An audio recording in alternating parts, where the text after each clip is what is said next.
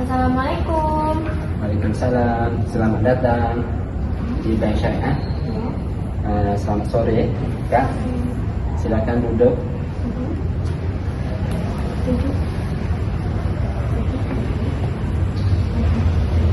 Jadi kemarin Kakak menghubungi kami untuk konsultasi pembiayaan konveksi, betul? Iya, Mas Asa. Usaha konveksi saya sudah jalan 2 tahun. Tapi saya ingin menambah mesin jahit dan bahan baku supaya bisa terima pesanan lebih banyak. Saya dengar Bank Syariah ada pembiayaan yang tidak pakai bunga. Tapi bagi hasil itu seperti apa? Betul, Kak. Kami punya 2 skema utama yang berbasis bagi hasil, yaitu mudharabah dan musyarakah.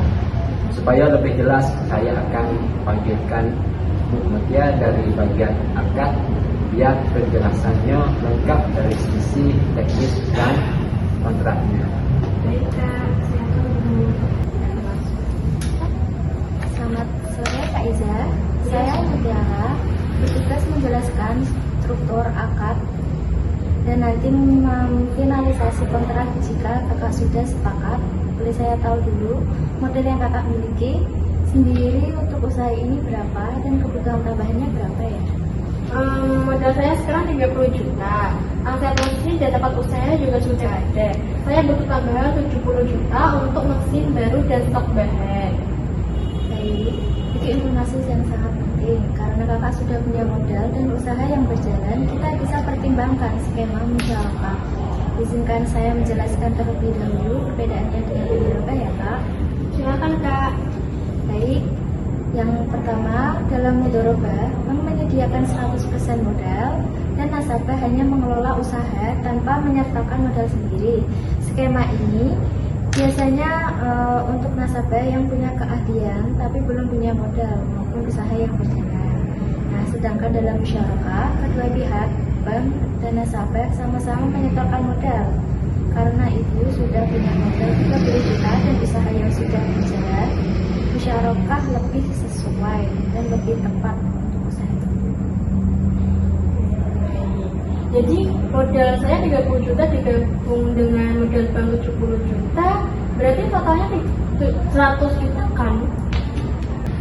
Iya Kak, betul. Dan karena usaha ini kakak yang mengelola sepenuhnya, nanti ada kesepakatan nisbah bagi hasil yang mempertimbangkan bukan hanya porsi modal, tapi juga kontribusi pengelolaan juga. Kalau untung bagaimana pembagiannya? Dan jika rugi bagaimana? Baik, di sini saya akan menjelaskan. Pertanyaan yang sangat tepat. Untuk keuntungan nisbahnya disepakati di awal. Misalnya 60/40. Karena kakak yang mengelola operasionalnya, tapi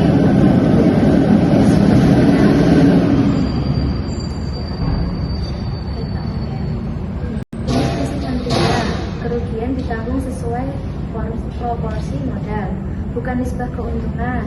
Jadi kalau usaha rugi, bank menanggung 70% dari kerugian dan kakak menanggung 30% saja sesuai porsi modal masing-masing.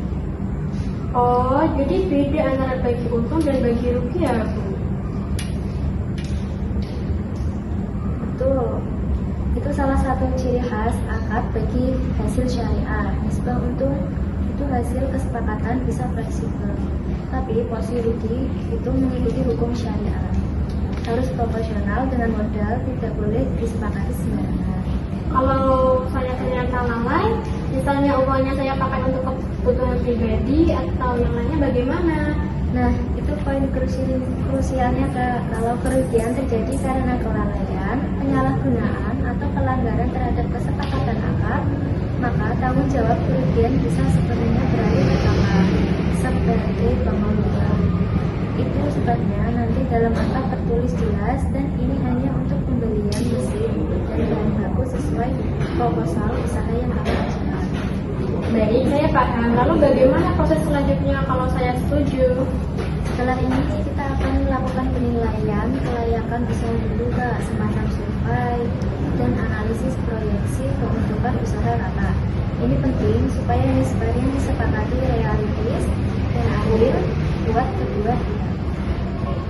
Nah, setelah proses kelayakan selesai disetujui, saya akan menyusun draft akad musyawarah yang mencantumkan jumlah modal masing-masing, nisbah bagi hasil, mekanisme pelaporan usaha secara bertahap, serta ketentuan force majeure dan penyelesaian sengketa jika diperlukan.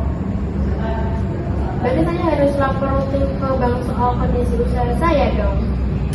Iya, betul Kak. Ini bagian dari prinsip transparansi dalam akad syariah, supaya tidak ada boror atau ketidakjelasan.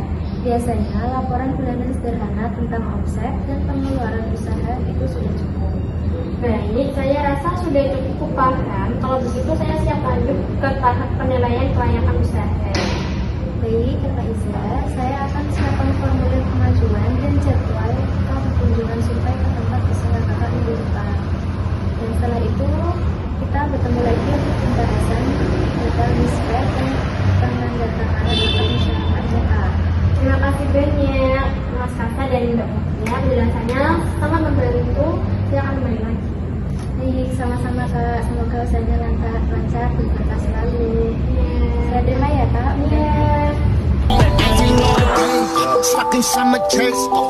Chick, I'm gone, let the dawn